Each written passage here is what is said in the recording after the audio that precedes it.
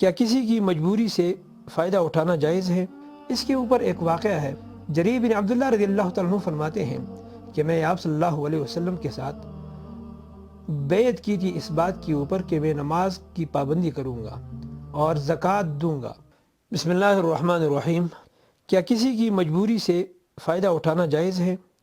یعنی کسی آدمی کے پاس ایک چیز ہے، اس کی قیمت 50,000 ہے اور وہ اس کو 30,000 میں بیچتا ہے، کیا اس سے لینا جائز ہے؟ اس کا جواب یہ ہے، اگر کسی چیز کی قیمت بوجہ مجبوری کے کم ہو جائے، اگرچہ وہ چیز اس بائع سے لینا جائز تو ہے، لیکن بہتر یہ ہے اور ایک مسلمان ہونے کے ناطے اس کو وہی قیمت دینی چاہیے جو مارکیٹ کا ریٹ ہو۔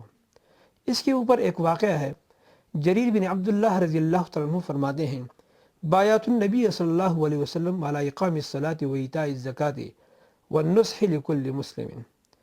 جریر بن عبداللہ رضی اللہ تعالیٰ عنہ فرماتے ہیں کہ میں آپ صلی اللہ علیہ وسلم کے ساتھ بیعت کی تھی اس بات کے اوپر کہ میں نماز کی پابندی کروں گا اور زکوٰۃ دوں گا اور خیر خواہی کروں گا ہر ایک مسلمان کے ساتھ۔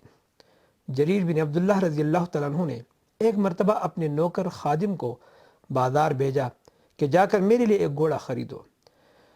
نوکر جا کر بازار میں بائع سے جب بات کی گھوڑے کے متعلق تو بائع سے پوچھا اس کی کتنی قیمت ہے؟ بائع نے کہا کہ اس کی 300 درہم قیمت ہے۔ جریر بن عبداللہ رضی اللہ تعالیٰ عنہ کے خادم نے اس بائع کو جریر بن عبداللہ کے پاس لے آیا۔ جریر بن عبداللہ رضی اللہ تعالیٰ عنہ نے جب اس کے گھوڑے کو دیکھا تو فرمایا کہ آپ کا گھوڑا 300 درہم کا نہیں ہے بلکہ 400 درہم کا ہے۔ تھوڑے وقت کے بعد جریر بن عبداللہ رضی اللہ تعالیٰ عنہ نے اس سے فرمایا کہ بائع، آپ کا جو گھوڑا ہے یہ 400 کا نہیں ہے بلکہ یہ 500 درہم کا ہے، یہاں تک کہ اس کی قیمت اس نے اس کو 800 دے دی۔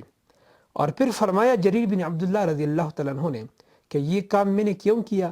اس کی اصل وجہ یہ ہے کہ میں نے آپ صلی اللہ علیہ وسلم کے ساتھ ایک معاہدہ کیا تھا، میں نے ایک بیعت کی تھی، بایعت النبی صلی اللہ علیہ وسلم علی اقام الصلاۃ و ایتاء الزکوٰۃ والنصح لکل مسلم، کہ میں نے آپ صلی اللہ علیہ وسلم کے ساتھ یہ بیعت کی تھی کہ میں نماز کی پابندی کروں گا اور زکوٰۃ دوں گا اور ہر مسلمان کے ساتھ خیر خواہی کروں گا۔